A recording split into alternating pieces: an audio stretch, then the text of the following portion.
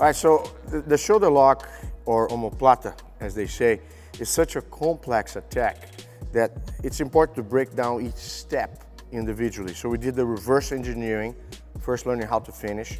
Secondly, we did the reset option in case you get to the position but you don't have yet the finish. You have to put the person into the position. Usually happens after they counter your initial position. So now let's put together the setup from the beginning, what you look for to hit on the straight first attempt.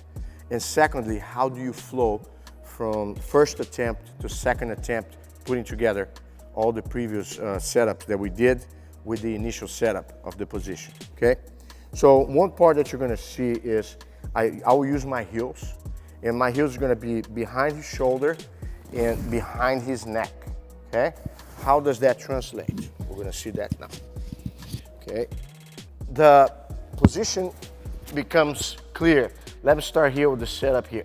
A lot of times I have the collar control and the knees blocking the chest or shoulder. That's the precondition for the shoulder lock. The outside leg, in this case my right, sometimes is gonna be blocking the guy's arm as well. So one or the other. But with the knee that needs to be blocking the arm that you attack is always the same side. So here I need this, okay?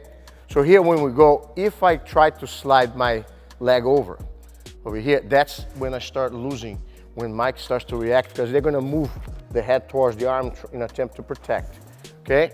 So when you do the setup, okay, what you're gonna do here, you elevate your hip. Your goal is to put the heel, because if you put the heel and lift, if he tries to move the head, there's way more control. Now I put the heel behind the head. Look here, I already kind of redirected him. See what I'm saying? And now here I fall into the situations that we've done earlier. Now, I don't have this yet set in stone. It could be a first attempt. If I pull his hip, I always go far on the grip. I don't go close or just grab random. I try to pull his hip to me and walk away from the guy. See, I want that hip to collapse on the ground. As soon as that happens, I start to spin out, point my knee to that position and do that little sitting up with the leg stiff. And from here, I fall into the position. But, do it again. This is more effective if I start when the person is in a standing position, not so much when they are low on their knees, okay? So here we're gonna do the same variation, when you're standing, okay? So the precondition, like I said, I need to have my knee blocking the target arm, okay? And basically here, once I get my heel on the shoulder, I put the other heel here. I literally, look, I drag him with my heels as I spin, drag, and here, look, I bump my hip. That's the part that brings him down. One more time. So once I have the heels on the body, keep your posture there, I bump my hip, the inside knee is gonna bump his elbow. Look, he turns, see? And once he collapses, now let's see what happens here. Case scenario one, the best. I kind of face plant him by walking away from him. I redirect my hip, pointing my knee towards him. And then here, I stiff and kick the outside leg so I can get to a sitting position and eventually go for the finish. Let's see now case scenario two. He's gonna be able to back up a little bit. You need more space because you're gonna roll. He's gonna be able to roll. Yes, when the guy rolls, I coil my legs so he doesn't fall on my foot. I always push my body to him. That protects my foot in case the guy falls on your leg. Real quick here, you see how his back is on my foot? So when I spin towards the guy, my feet go off, no problem. And watch the sequence here. He's gonna try to rescue his arm. I control the elbow, block the hip, sit on the belly button, okay? Then from here, put my foot on the ground, stiff my leg, boom, I'm out in the position. Finish the guy off. Start over again. Now we're gonna do the roll, and I'm gonna set you up with the second position. I'm gonna roll back. Okay, let me start with the position here, excuse me. So, 1, 2, 3, yeah, he starts to roll. As soon as I'm here, I still have the arm. As you can see, I still have the arm. But here right now, I move my head out, hip on the ground. Once I go over, see how I kind of roll my hip back? Reset the guy, have the control. Redirect the knee, stiff leg out, kicking stiff, sit up, float, and crunch forward. And that's all she wrote. Let's recap again the case scenario when your opponent rolls out of the shoulder lock and how you're gonna regain doing a roll over reset position. Okay, so here, the condition is I have the leg clearing, okay? I'm going for the heel. I'm starting to go for the position here. I push his head out, but as I'm going here, he's rolling. Yeah, it doesn't matter if it's whatever direction he tries to roll. Anytime I sit forward, my head is spinning towards the guy. That's what allows my foot to get rid of it, okay? Now go back one step. Okay, in this position now, the reset, I face away from the guy, put my shoulder on the ground. As I switch, I keep pulling out. You see here how just the pulling out here already, in this case, was able to drag his shoulder out, control the hip, stiff leg kick, sit up. If you need more space, move back a little bit. Over here, yeah, move back a little bit here, good. Move my hip behind the guy, reset the position, stiff and sit, okay? Let's complete now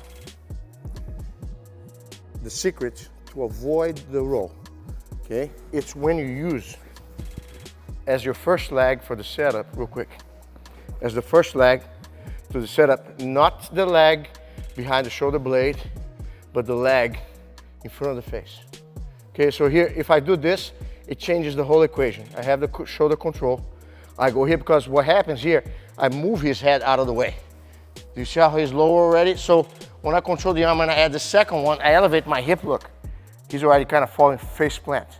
And here right now, I'm pulling that hip and circling away from the guy, shrimping with my hip and my shoulder. Now when I redirect, moving back a little bit, stiff leg kick, and I finish the guy from there, okay? So just one more time, if you're watching this, just remember, the first leg should be the one in front of the face, not the one behind the shoulder blade. So if I'm here blocking, this is the leg that makes the difference. The heel over there, I push the face out, control here, and lift your hip, look, and I bump as I go. I control. Now here we go, I'm gonna reset my legs again, and once I touch the ground, I create traction. Look, I shrunk my way out, so my hip pushed forward against his arm, his shoulder collapsed, I reset my feet, kick my leg, and go for the finishing position. Good job. Okay, so let's see now on the shoulder lock, after we did the reverse engineering, what are common entries for the position? As you can see, I like the points of contact. I have the collar here, keep the fin a little bit. So sharp turn, block, see, keep your elbows in, Always double bump your hip. Bump once, bump twice, look, it creates separation. And then from here, yeah, you start pushing one shoulder out, get over the face, and from here, as you turn and roll, you start to face plant the guy, bump your hip against him. You can use not your hand, but your elbow. When I want to climb, he tries to lift up a little bit. Look how I put pressure with the elbow on the leg. Do you see that? If you cannot pull the leg out, so instead of holding the hip, put your knee up, please. Do you see how he's getting back up? Go back again. I stiff my elbow against his leg, try to get up, look. See, elbow on the face, so it's way stronger. I mean, elbow on the thigh, sorry, one more time. So a lot of times you guys here, get up again one time. So here, you're trying to go for the hip, right? Rotate your body, walk your hip away, get the guy sunk. And once you're here, if he tries to get back up, elbow heavy on the thigh, go ahead. I keep my head off. Can you pull that leg out? See, and then here you have time to adjust and do the position way more effectively than if you aim the hip. Let's see now scenario number 2. When you have the sleeve control, okay? That's the second entry that I want you guys to play with. This, I start from here. Yeah, keep your elbows tight, pretend you're fighting here. Everything has to do with sharp turns, okay? So when I'm here, my knees are gonna try to cut corners around the inside of my partner's elbows, okay? Stay strong. So a lot of times from here, look, I put my knees together. Do you see that? Here, I bump my hip, look. I can separate, okay? Keep your elbows tighter, please. So what separates is the hip bump, okay? So here, basically, sharp turn, keep your elbows tight, keep your elbows tight. I turn, look what happens. I cannot get in. Look what happens with my knee bump. You see that? I bump my hip, I separate, and therefore here we go. As soon as I'm here, wrinkle grip. Wrinkle grip. Don't let the guy go anywhere, okay? And start going. shake your leg, push, go back one step here. If the guy is low and you feel this foot is not coming over, that's okay. You start working this one first, bump the other one later. But remember, you wanna get the heel. Heel on the body, face away, roll the guy over, okay? Here the guy tries to get up. Look, heavy on that leg, look, he can't get up. Then from here, it's much easier for you to go forward. Thank you. Do you like these videos? Do you see something that you want to share with your friends? Are you going to come back for more? Guess what? Like and subscribe. And I promise you, we're going to take care of you, send some cool stuff. Don't forget, like, share, and make sure you do your homework. Take care.